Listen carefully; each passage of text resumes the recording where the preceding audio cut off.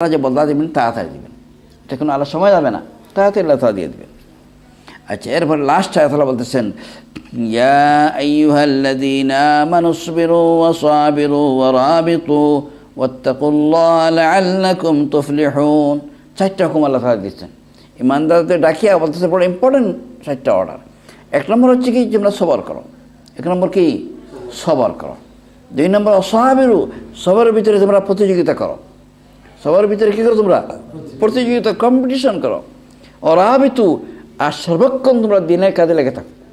সর্বক্ষণ তোমরা কী করো, যাদের আল্লাহ তাআলা তৌফিক দান করেছে, তোমরা সর্বক্ষণ দিনের কাজে লেগে থাকো। ওয়াত্তাকুল্লাহ, আর 4 নম্বর হচ্ছে আল্লাহকে তোমরা ভয় করো। এই 4টা হুকুম।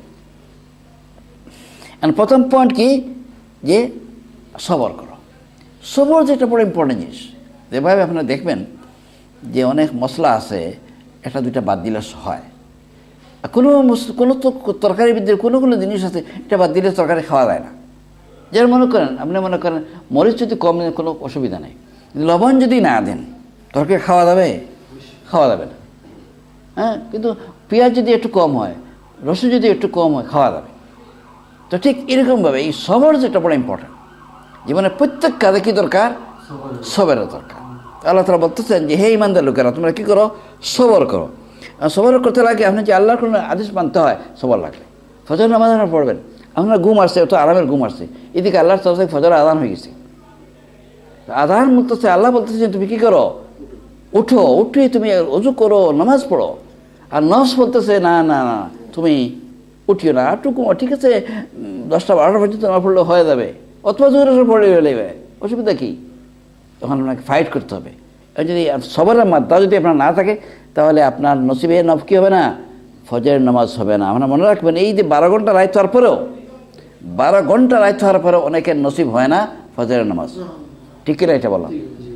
আর শয়তান এগুলো বড় কায়দা জানে সে। এদিকে আপনাকে 12টা বাজাইব, গল্প করাইতে 12টা বাজাইব। হ্যাঁ, এদিকে আপনাকে ঘুম লাগানোর ফলে রেট করবো, বাসার সময় হইবেন না। 12 ঘন্টা 14 ঘন্টা রাইট হওয়ার পরেও আমার সময় হয় না। তো এই জন্য আল্লাহ তাআলা বলতে কী দরকার, সবার দরকার। 2 নম্বর হচ্ছে যে কোনো অন্যায় কাজ থেকে যে বিরত রাখতে হয়, তাহলে আপনার কী দরকার, সবার দরকার। আপনি দেখবেন যে আরেকটা মানুষে মিথ্যা বলিয়া বা সুদের কারবার করিয়া ধনী হয়ে যেতেছে। আগে ছিল তার মনে করেন একটা ব্যবসা, এখন 5টা ব্যবসা করে বাড়ি দিচ্ছে। কিসের মাধ্যমে, সুদের মাধ্যমে। এখন সবর করা মুশকিল। মনে করবেন এটা হয়তো দেশও দেখবেন সে আপনার থেকে তো কম গরিব ছিল, বা আপনার থেকে বুদ্ধি বেশি নাই, কিন্তু এখন সেই না আসিয়া এই সুদ মদ মিলাইয়া বহুত বড় হয়ে গেছে। এখন যদি আপনার ভিতরে সবর না থাকে, তাহলে আপনি কি পারবেন না। এই জন্য কী দরকার, সবার দরকার। এটা 2 নম্বর। সবার 3 নম্বর অর্থ হচ্ছে এটা, যে কোনো বিপদ মুসিবত আপনার মধ্যে আসবে, বেআরাম হবেন, অ্যাক্সিডেন্ট হবে, এরকম আসবে আপনার ভিতরে। আপনার ছেলে মেয়েদের বেআরাম হবে। অনেক মানুষ রাগ করে আল্লাহর বিরুদ্ধে কথা বলে, ওরা আল্লাহর বিরুদ্ধে ফাইলেন না, আমার বাচ্চাটাকে অসুখ দিয়ে দিলেন, নাউযুবিল্লাহ বলে কিনা মানুষে, বলে এগুলো বাঁচতে হবে, বলতে হবে। আল্লাহ বলতেছেন সবর করো, সবর। এক্সাম্পল, দৃষ্টান্ত আল্লাহ তো পেশ করেছেন নবীদের দিয়া।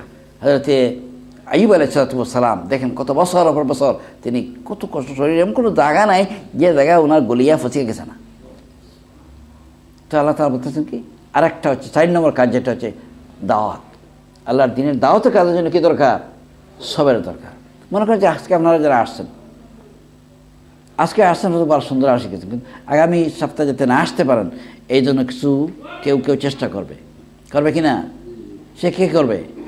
শয়তান এবং তার বাহিনী। শয়তান এবং তার বাহিনী গিয়া কী করবে, ওয়াজটা তো বহুত শুনছি, এগুলো গিয়া কী করবে। এখন যদি আপনার সবর যদি না থাকে, আপনার ভিতরে সবরের মধ্যে যদি না থাকে, তো একদিন আসছেন আর 2 দিন আসতে পারবেন না। আর যদি সবর থাকে, তাহলে কী হবে, ইনশাআল্লাহ এই দাওয়াতি কাজে, নেকির কাজে আপনি বারবার আসতে পারবেন। তো আল্লাহ বলতেছেন কি, তো ইয়া আইয়ুহাল্লাযীনা আমানুসবিরু, তোমরা সবর করো। 2 নম্বর তো সাবিরু, সবর ভিতরে তোমরা কম্পিটিশন করো। সবার ভিতরে তোমরা কী করো, কম্পিটিশন, একজন থেকে বেশি সবর করো। এবং 3 নম্বর বলতেছেন রাবিতু, তোমরা লেগে থাকো এই কাজে। দিনে যতটুকু সময় কাজ আছে, সাংসারিক কাজ শেষ করিয়েই তুমি কী করো, দিনের কাজ বলতে মসজিদের কাজ, মাদ্রাসার কাজ, দিনই যত কাজ আছে এই কাজের তুমি লেগে থাকো। ওয়াত্তাকুল্লাহ, চতুর্থ কাজ কি, আল্লাহকে ভয় করো। আল্লাহকে ভয় করা সবচেয়ে বড় জিনিস। আল্লাহর ভয় বড় জিনিস। আল্লাহর ভয় যদি হয় তাহলে আপনি কোনো গুনাহের কাজ করতে পারবেন না। আল্লাহুম্মা আমিন। আলহামদুলিল্লাহি রাব্বিল আলামিন, আসসালাতু ওয়াসসালামু আলা সাইয়্যিদিল মুরসালিন ওয়া আলা আলিহি ওয়া আসহাবিহি আজমাইন।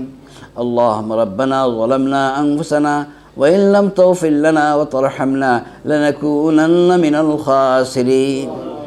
ربنا ما خلقت هذا باطلا سبحانك فقنا عذاب النار. ربنا إنك من تدخل النار فقد أخزيته وما للظالمين من أنصار. ربنا إننا سمعنا مناديا ينادي للإيمان أن آمنوا بربكم فآمنا. ربنا فاغفر لنا ذنوبنا وكفر عنا سيئاتنا وتوفنا مع الأبرار. ربنا وآتنا ما وعدتنا على رسلك ولا تخزنا يوم القيامة ولا تخزنا يوم القيامة ولا تخزنا يوم القيامة إنك لا تخلف الميعاد. أي الله أرحم الراحمين পরওয়ারদিগার, জানিয়া বাজানিয়া সয়রা কবিরা শিরিক বেদাত যত কিসমর গুনাহ করছে মাওলা, জীবনের বিরাট অংশরে আমরা গুনাহ নাফরমানির মধ্যে কাটাই লাইছি।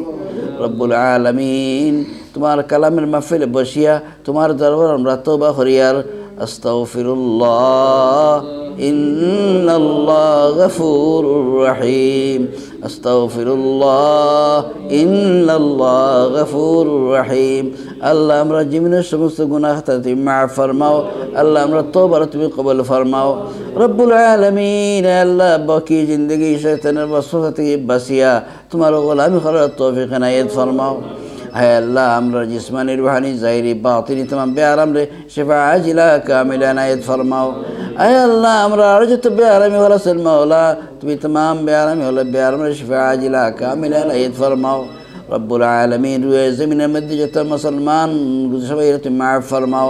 খাস করে আমরা মা বাপ রে মাফ ফরমাও। আল্লাহুম্মা গফির লানা ওয়া লিওয়ালিদাইনা রব্বিরহাম।